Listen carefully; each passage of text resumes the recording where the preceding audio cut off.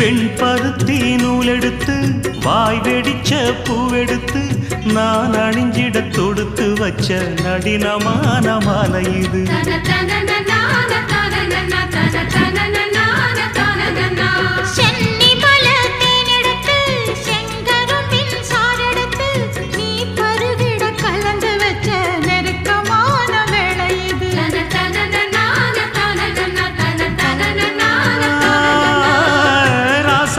உடம்பிருக்கும் ரவிக்க துணி நானாக அன்னாடம் சூடி கொண்ட ஆசை வச்சாகாதா.